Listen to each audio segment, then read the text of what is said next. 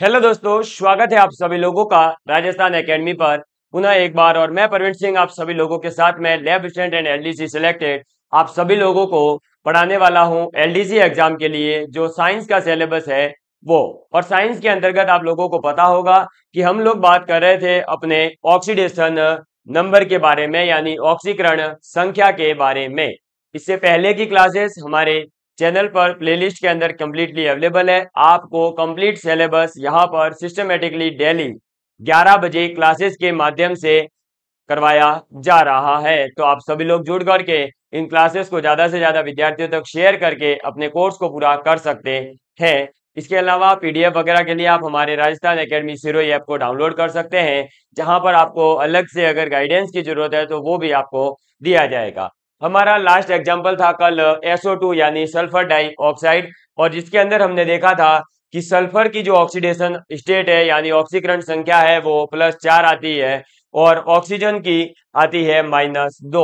ठीक है, तो आज की क्लास शुरू करते हैं। उससे पहले दो लाइनें हैं और आप सभी लोगों को मोटिवेट किया जा रहा है, आपको उत्प्रेरित किया जा रहा है। आपका जो टॉपिक उत्प्रेरक अपन जब पढ़ेंगे उसी की तरह मैं आप लोगों को उत्प्रेरक की तरह उत्प्रेरित करना चाहता हूं और आपके सामने दो लाइनें प्रस्तुत करता हूं कि डुबकिया सिंधु में गोताखोर लगाता है, जा जाकर खाली हाथ लौट कर आता है, मिलते नहीं सहज ही मोती गहरे पानी में, बढ़ता दुगना उत्साह इसी हैरानी में, मुट्ठी उसकी खाली हर बार नहीं होती, मुट्ठी खाली उसकी हर बार नहीं होती, मेहनत करने वालों की कभी हार नहीं होती, कभी हार नहीं होती। इन्हीं लाइनों को याद रखिएगा और आप अपनी मेहनत को जारी रखिएगा। तो चलिए आज की क्लास का अपन शुभारंभ करते हैं। और सल्फर डाइऑक्साइड के बारे में अपन ने बात कर ली थी। इससे आगे मैं आपके सामने एक एग्जाम्पल रखना चाहूंगा BF3 का, ताकि आपका कॉन्सेप्ट भी रिवाइज हो जाए और एक बार आपको वापस से पुनः जो है चीजें समझ में आ जाए।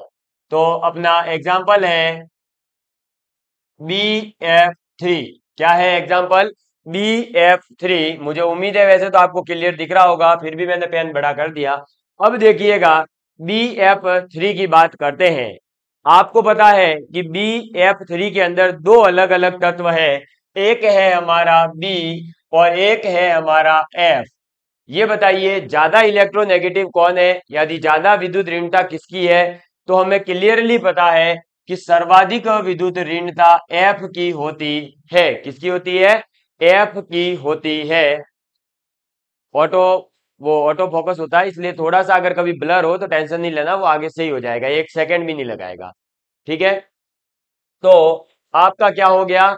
B और F में से ज्यादा इलेक्ट्रोनेगेटिव होगा F, तो ये ज्यादा विद्युत ऋणी है। इसका मतलब जो इसका डायग्राम बनेगा तो देखो ये आ गया अपना बोरोन, और बोरोन के लगेंगे 3 F अलग अलग। ठीक है, ये एक F यहां पर लग गया, एक F यहां लगेगा और तीसरा F यहां लग गया। अब जो अपन ने ये F लगा दिए हैं तो हमें पता है ज्यादा इलेक्ट्रोनेगेटिव कौन है, तो हमारा F ज्यादा इलेक्ट्रोनेगेटिव है, विद्युत ऋणता इसकी ज्यादा है। तो ऑब्वियस सी बात है जो -1 चार्ज आएगा वो F के ऊपर आएगा। ठीक है, ऐसे ही इस F के ऊपर भी -1 आएगा, इसके ऊपर भी -1 आएगा, और ये तीनों F अलग अलग +1 +1 +1 बोरोन को देंगे। तो ये लो, इसका मतलब क्या हुआ कि हमारे पास में जो हमारा बोरोन है इसकी ऑक्सीडेशन स्टेट कितनी हो गई? तो +1 +1 +1 यानी टोटल 3।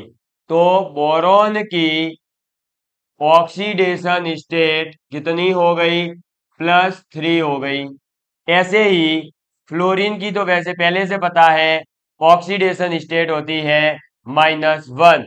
और न केवल फ्लोरीन की, बल्कि आपको मैंने जो याद करवाया है कि फिर कल बार आई आंटी, fluorine chlorine bromine iodine astatine, उन सभी की -1 ही होती है ऑक्सीडेशन स्टेट, हमेशा कभी चेंज नहीं होगी।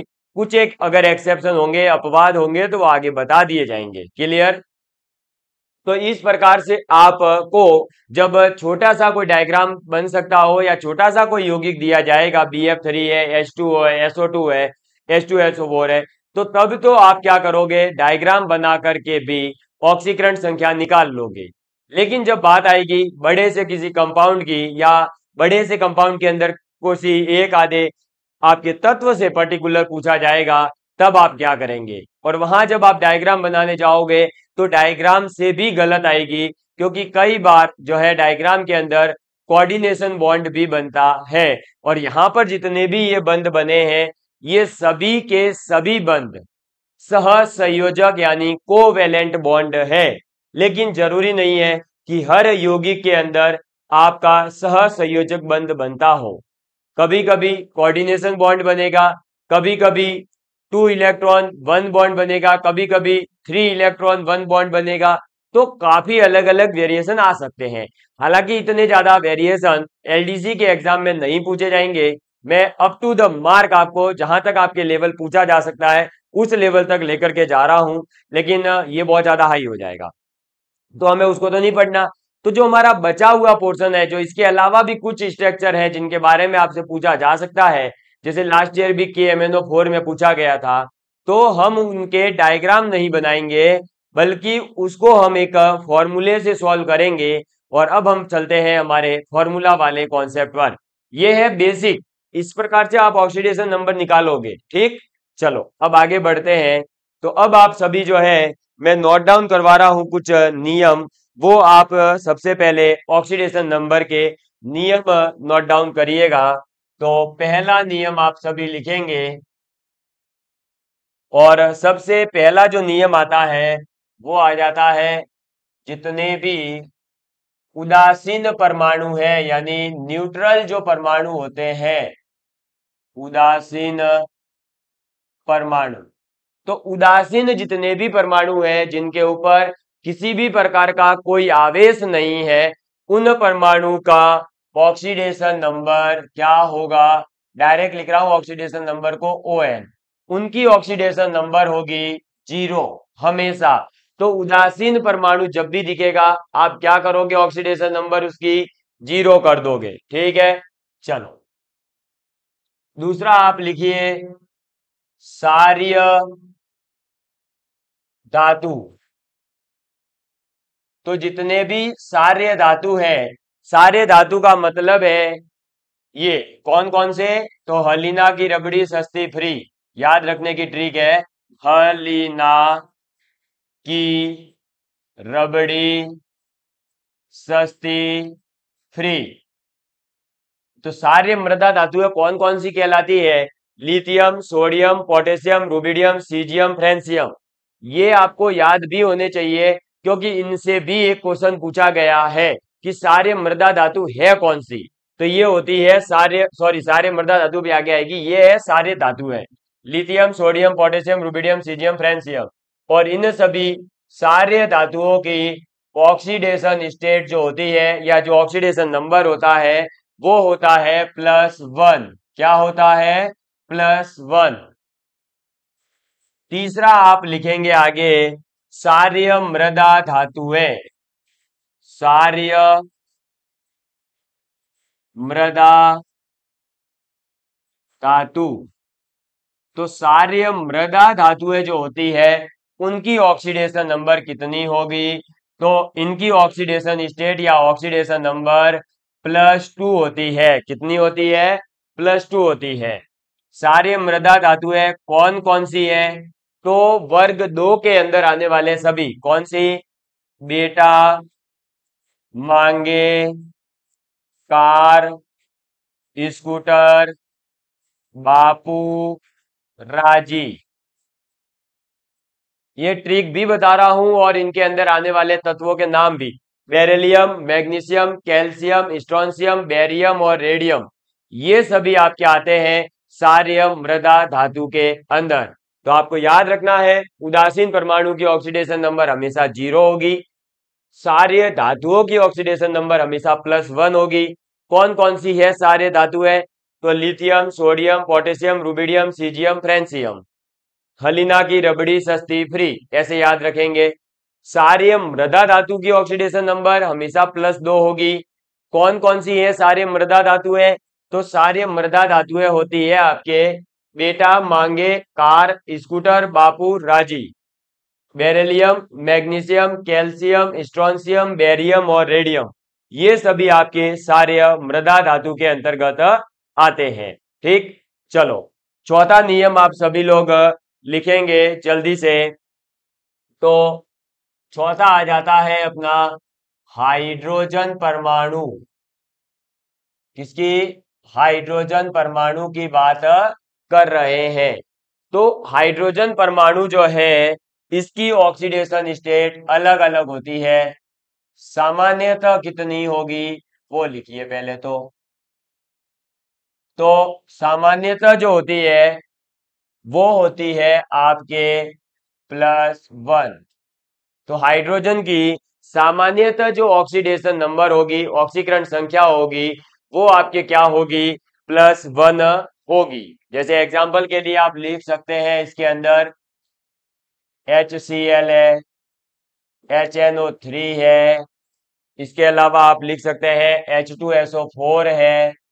इन सभी के अंदर तो आपके क्या होती है? तो हाइड्रोजन की ऑक्सीकरण संख्या +1 होती है। ठीक है, दूसरा केस आ जाता है जब आपके हाइड्रोजन किसी धातु के साथ जुड़ा हुआ है, यानी जब धात्विक हाइड्राइड की बात की जाए। किसकी बात की जाए? जब धात्विक हाइड्राइड की बात की जाएगी तो फिर इसकी ऑक्सीकरण संख्या -1 होगी। कितनी होगी? -1 होगी। और इसके एग्जाम्पल आप लिख लीजिए, जैसे सोडियम और हाइड्रोजन का सोडियम हाइड्राइड, ऐसे ही बेरिलियम हाइड्राइड, ऐसे ही मैग्नीशियम हाइड्राइड, है ना। ये सभी आपके एग्जाम्पल किसके हैं? तो ये एग्जाम्पल है धात्विक हाइड्राइड के। और भी आप एग्जाम्पल बना सकते हो, आपकी इच्छा करे जितने भी धातु है, एल्यूमिनियम हाइड्राइड है, सोडियम हाइड्राइड है, पोटेशियम हाइड्राइड है, तो जो भी धातुएं हैं उनसे बनने वाले हाइड्राइड में हाइड्रोजन की ऑक्सीडेशन नंबर, ऑक्सीकरण संख्या -1 होती है। लेकिन जब सामान्यतः हाइड्रोजन धात्विक हाइड्रोजन नहीं बना रहा हो, उसके अलावा कोई कंपाउंड बना रहा है, जैसे हाइड्रोजन क्लोराइड है या हाइड्रोक्लोराइड है, हाइड्रोजन हाइड्रोजन नाइट्राइड है, इसके अलावा H2SO4 हाइड्रोजन सल्फ्यूरिक एसिड है, तो इस प्रकार में आपको +1 ही लेना है। ठीक है, चलिए इसके बाद में पांचवा नियम आप लिखेंगे ऑक्सीजन के लिए। किसके लिए लिखेंगे? ऑक्सीजन परमाणु के लिए। तो ऑक्सीजन के अंदर भी आपके पहला नियम आ जाता है कि सामान्यतः क्या होगी। तो ऑक्सीजन की जो सामान्यतः ऑक्सीकरण संख्या होती है वो होती है आपके -2। कितनी होती है? -2। और जब इसकी ऑक्सीकरण संख्या -2 होती है तो इसे पढ़ा जाता है ऑक्साइड के रूप में। समझ में आ गई बात? किस रूप में आप पढ़ेंगे? ऑक्साइड के रूप में आप इसे पढ़ेंगे। लेकिन इसके एग्जाम्पल बताओ सर, हमें तो नहीं पता। तो आप इसके ले सकते हो H2O जैसे एग्जाम्पल हो गया, ऐसे ही लिथियम ऑक्साइड हो गया, ऐसे ही बेरिलियम ऑक्साइड हो गया, ऐसे ही मैग्नीशियम ऑक्साइड हो गया, ऐसे ही क्लोराइड हो गया, यानी क्लोरीन और फिर ऑक्सीजन का यौगिक। क्लियर है? तो ये है ऑक्सीजन की सामान्य स्थिति जब ये -2 ऑक्सीकरण संख्या के अंदर होगा। किसमें होगा? -2 ऑक्सीकरण संख्या में होगा। एग्जाम्पल इसके हैं आपका H2O, Li2O, BeO, MgO, Cl2O, ये सभी क्या है? ऑक्साइड के उदाहरण है जब आपके ऑक्सीजन की ऑक्सीकरण संख्या -2 होगी। समझ में आ गई बात? इसके बाद में दूसरा केस आप लिखेंगे जब हाइड्रोजन की ऑक्सीकरण संख्या -1 होगी। तो दूसरा केस लिखिए पर ऑक्साइड। पर ऑक्साइड किसकी बात कर रहे हैं अपन? पर ऑक्साइड की बात कर रहे हैं जब आपके ऑक्सीजन 2 हो किसी भी अधातु या धातु के साथ जुड़े हुए, जिसे अपन कहते हैं O2-2। ये होता है बेसिकली पर ऑक्साइड। तो पर ऑक्साइड क्या होता है? O2-2-। ठीक है। और इसके अंदर क्या होता है? तो आप लिखेंगे प्रत्येक ऑक्सीजन पर -1 ऑक्सीकरण संख्या होती है या आवेश होता है। ठीक है। इसका स्ट्रक्चर बनता है कुछ इस प्रकार का, और इसके ऊपर -1, इसके ऊपर भी -1। समझ में आ गई बात? इसका एग्जाम्पल क्या होगा? तो इसका सबसे फेमस एग्जाम्पल है हाइड्रोजन पर ऑक्साइड H2O2। तो H2O2 के अंदर जब ऑक्सीजन 2 है तो आप जो है सीधे सीधे समझ जाइएगा कि यहाँ पर ऑक्सीजन के ऊपर -1 ऑक्सीकरण संख्या है। कितनी ऑक्सीकरण संख्या है? -1 ऑक्सीकरण संख्या है। सामान्यतः -2 लेकर चलोगे, जब आपका पर ऑक्साइड बन रहा होगा तो आप -1 कर दोगे ऑक्सीजन की ऑक्सीकरण संख्या। इसके बाद में तीसरा केस आ जाता है अपने पास, जब सुपर ऑक्साइड बनता है। क्या? Super oxide. तो सुपर ऑक्साइड की बात करते हैं। तो सुपर ऑक्साइड होता है, ऑक्सीजन तो 2 ही होंगे लेकिन आवेश -1 होगा। और -1 होने का मतलब है प्रत्येक ऑक्सीजन पर आधा आधा। तो प्रत्येक ऑक्सीजन पर -12। क्लियर है? तो सुपर ऑक्साइड में ऑक्सीजन के ऊपर कितना आवेश होता है? तो प्रत्येक ऑक्सीजन पर -12 आपका चार्ज होता है। और इसका एग्जाम्पल है KO2। और ये KO2 जो है आपके LDC के एग्जाम में आ चुका है, तो इस पर थोड़ा सा विशेष गौर करवाइएगा, है ना। LDC में आ चुका है ये। तो अब ये हो गया सुपर ऑक्साइड। सुपर ऑक्साइड में 2 ऑक्सीजन ही होंगे पर ऑक्साइड की तरह ही, लेकिन पर ऑक्साइड में प्रत्येक ऑक्सीजन पर -1 चार्ज होता है। वहीं पर अगर बात करें सुपर ऑक्साइड की, तो सुपर ऑक्साइड में भी 2 ही ऑक्सीजन होते हैं लेकिन प्रत्येक के ऊपर -12 चार्ज होता है। क्लियर है? तो ये था अपना तीसरा नियम। और अब चौथा लिखेंगे ऑक्सीजन के लिए, वो ये है कि धनात्मक भी हो सकती है ऑक्सीकरण संख्या। तो धनात्मक ऑक्सीडेशन नंबर भी हो सकती है, हो सकती है। ठीक है। और किसमें होती है? तो F2O के अंदर।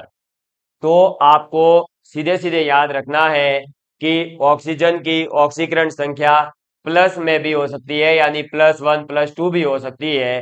कब होगी? तो सीधी सी बात है कि ऑक्सीकरण संख्या है क्या बेसिकली? तो ऑक्सीकरण संख्या है बेसिकली आपके प्रति एक दूसरे के सापेक्ष, यानी 2 परमाणु है, उन दूसरे एक दूसरे के सापेक्ष में किसके ऊपर ज्यादा विद्युत ऋणता है उसके पास में नेगेटिव चार्ज आता है। तो यहां पर ये बताओ F2O में से मैंने आपको पहले ही याद करवा दिया कि इसमें फोन वाली ट्रिक याद रखनी है। क्या याद रखनी है? फोन वाली ट्रिक, यानी FO और N। तो अब ये बताइए कि हमारे पास फ्लोरीन जो है वो ऑक्सीजन से भी ज्यादा विद्युत ऋणात्मक है, और ज्यादा विद्युत ऋणात्मक है तो ऑब्वियस सी बात है नेगेटिव चार्ज तो कौन लेकर के जाएगा? फ्लोरीन लेकर के जाएगा। और अगर फ्लोरीन नेगेटिव चार्ज लेकर के जा रहा है तो पॉजिटिव चार्ज किसके ऊपर आएगा? ऑक्सीजन के ऊपर ही तो आएगा। इसलिए F2O जो है यानी फ्लोरीन ऑक्साइड जो है वो एक ऐसा केस है जिसके अंदर ऑक्सीजन की ऑक्सीकरण संख्या ऑक्सीडेशन नंबर प्लस में भी आता है। और यहाँ पर कितना आएगा? तो +2 होती है इसके अंदर। ये भी आप लिख लीजिएगा, ऑक्सीजन की जो ऑक्सीडेशन स्टेट है वो +2 होती है। ठीक है। तो अगर आपसे पूछा जाए कि ऑक्सीजन की ऑक्सीकरण संख्या क्या धनात्मक हो सकती है, तो हाँ, हो सकती है। कोई एग्जाम्पल याद रख लेना F2O।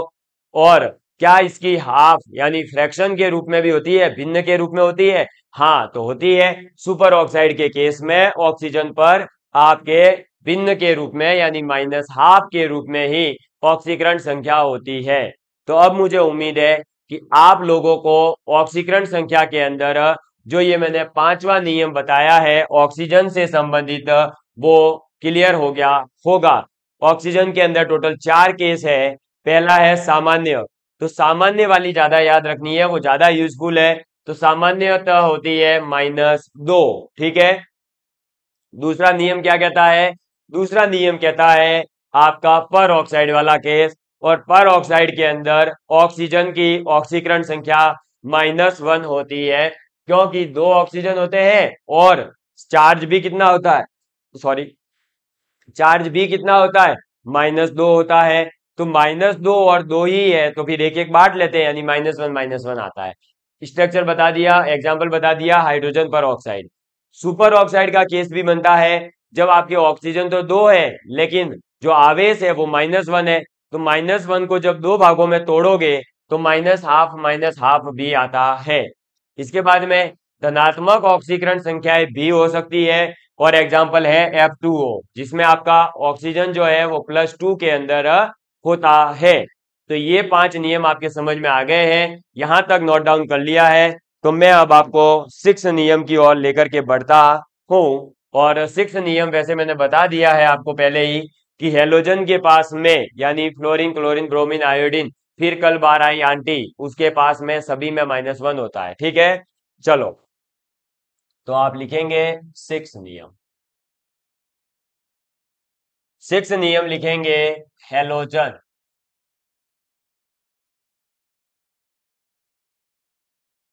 तो हेलोजन के पास में ऑक्सीकरण संख्या फिक्स है कि -1 ही होगी। एग्जाम्पल आप लिख सकते हो, जैसे HCl है, इसके अलावा अपन ने देखा था BF3 अभी देखा था, इसके अलावा हाइड्रोजन फ्लोराइड HF देख लिया, इसके अलावा HBr है, HI है, कोई भी बना सकते हो, सभी में -1 होगा, ठीक है। लेकिन इनमें भी एक बात याद रखनी है कि धनात्मक भी हो सकती है। वैसे तो -1 ही होगी, लेकिन धनात्मक ऑक्सीकरण संख्या भी हो सकती है। और धनात्मक कब होगी? तो ये चीज अभी मैंने पीछे भी बताई ऑक्सीजन के केस में कि धनात्मक तभी होगी जब आपका ये इससे भी ज्यादा इलेक्ट्रोनेगेटिव कंपाउंड के साथ या इलेक्ट्रोनेगेटिव ज्यादा जो परमाणु होगा उसके साथ जुड़ेंगे। जैसे कि एग्जाम्पल देखें धनात्मक वाले का, तो है आपका ClF3। क्या है?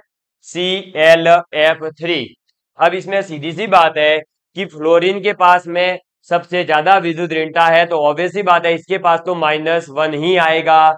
कुछ भी हो जाए, पूरी विद्युत ऋणता के अंदर फ्लोरीन के ऊपर -1 कोई नहीं हटा सकता है।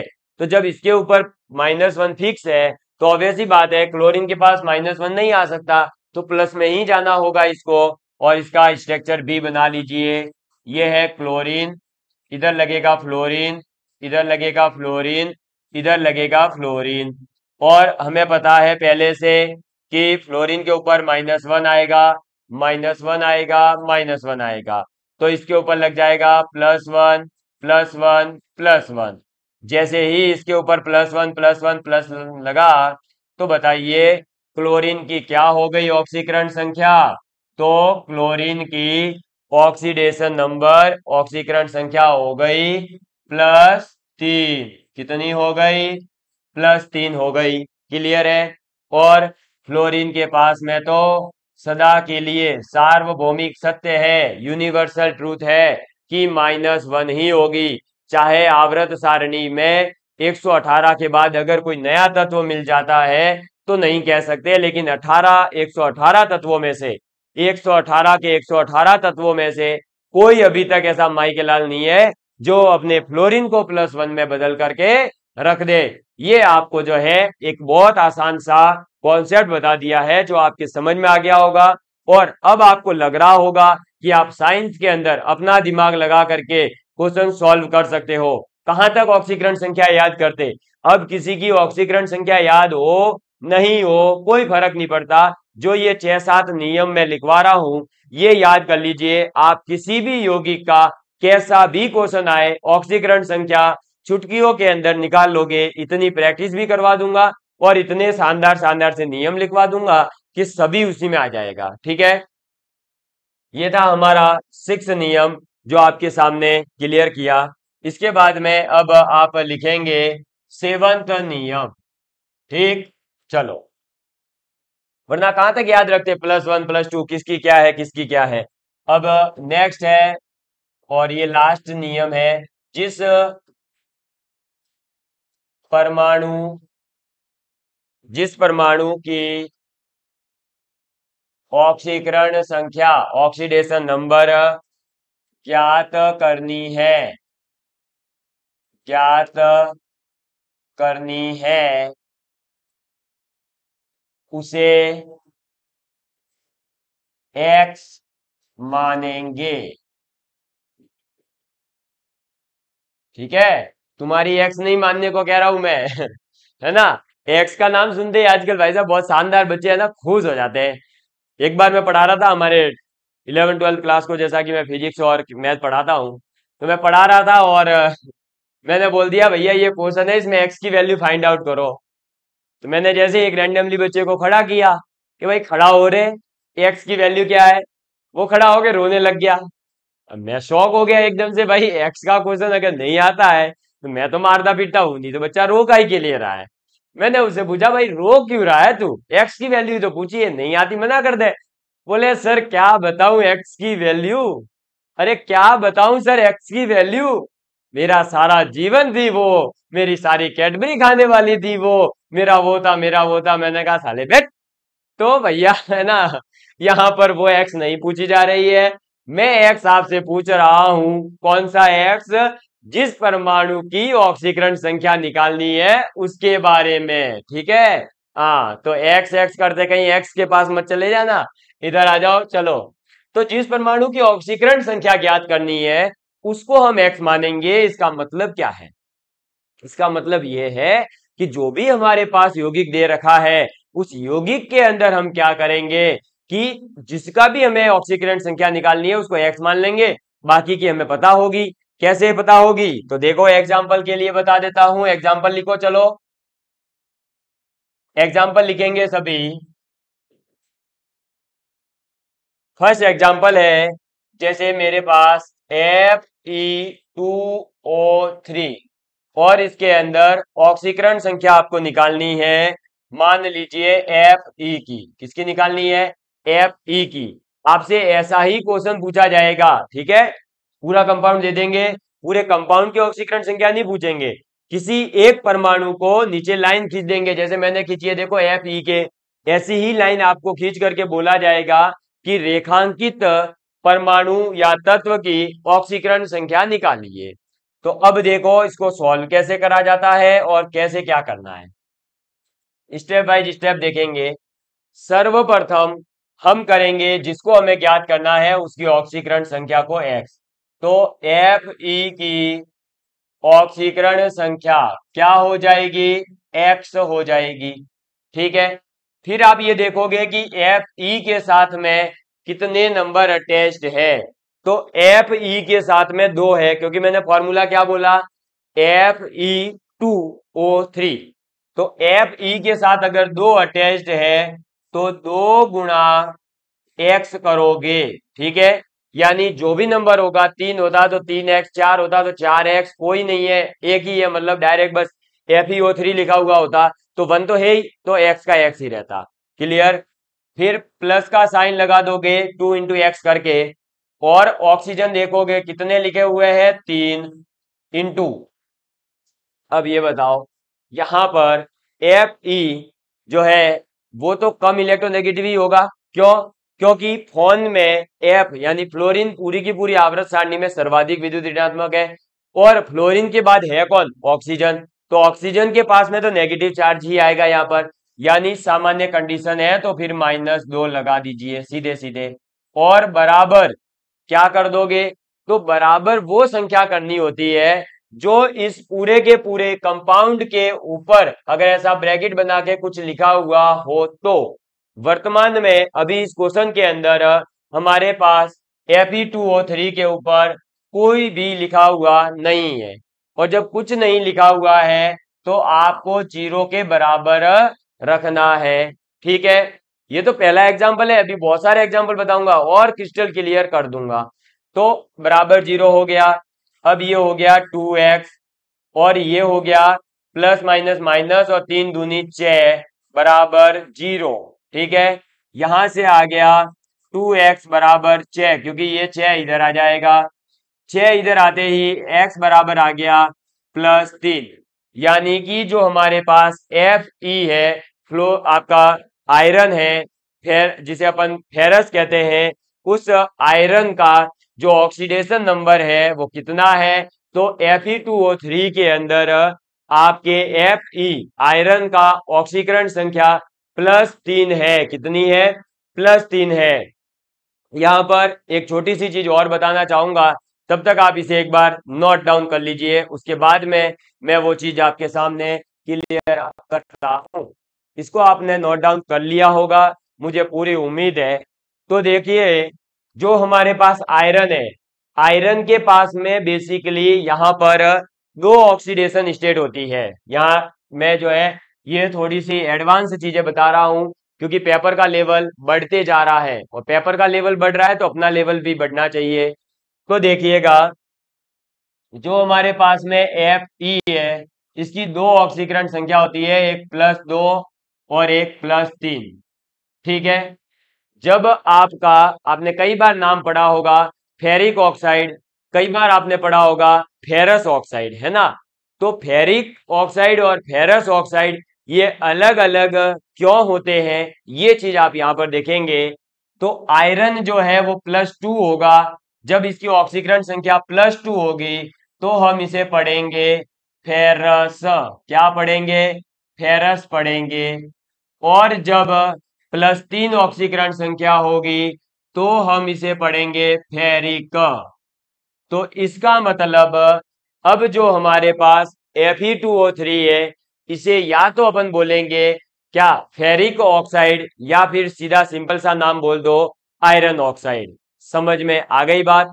मुझे उम्मीद है कि आपको ये जो हमारे ऑक्सीडेशन नंबर का यानी ऑक्सीकरण संख्या का कॉन्सेप्ट है वो समझ में आया होगा, और कैसे किसी भी कंपाउंड का हर बार बिना स्ट्रक्चर बनाए भी हम जो है ऑक्सीकरण संख्याओं को निकाल सकते हैं, ये मैंने आपके सामने रखने की कोशिश करी। और ये तो अभी पहला छोटा सा क्वेश्चन है, इसके अंदर जो अलग अलग 2-3 अलग अलग केसेस बनते हैं उनको भी अपन डिस्कस करेंगे। बस आपको तो क्या करना है, कंटिन्यूअसली क्लास फॉलो करनी है और नोट्स बनाने हैं। क्या ये चीज आपके सामने जो मैंने बताई है वो एकदम अच्छे से क्रिस्टल क्लियर हो गई हो और आपको चीजें समझ में आ गई हो, तो प्लीज आप सभी लोग कमेंट करके जरूर एक बार जो है मोटिवेट करने का प्रयास करें, और थम्स अप जरूर करके भेज दिया करें लास्ट में कि हाँ सर, आप जो भी पढ़ा रहे हो वेल एंड गुड है, हमारे समझ आ रहा है, स्पीड आपकी ठीक है, वीडियो की क्वालिटी ठीक है। मतलब जो कोई भी आपको अपनी तरफ से सुझाव देना हो वो आप सुझाव मुझे दीजिए, मैं आपका हर सुझाव जो है एक्सेप्ट करूंगा, और उसके अंदर जो भी बदलाव करने का मेरी तरफ से हो सकेगा वो मैं करने का प्रयास भी करूंगा। क्लियर है? तो आप इसे नोट डाउन कर लीजिए, और आज का ये जो 7वां नियम है, इसी के साथ मैं आज की क्लास को मैं यहीं पर करूंगा समाप्त। अगली क्लास थोड़ी सी लंबी रखेंगे, आज जो है अपने कुछ कार्य की वजह से मैं जल्दी क्लास ले रहा हूँ, मैं छोड़ रहा हूँ, वरना तो आपको पता ही है 40-45 मिनट की अपनी क्लास रहती ही है। तो बदल जाइए वक्त के साथ, या फिर वक्त बदलना सीखिए, मजबूरियों को मत कोसिए, हर हाल में चलना सीखिए, हर हाल में चलना सीखिए। इन्हीं लाइनों के साथ आज आप सभी लोगों के साथ जुड़ करके काफी अच्छा लगा। धन्यवाद। जय हिंद, जय भारत।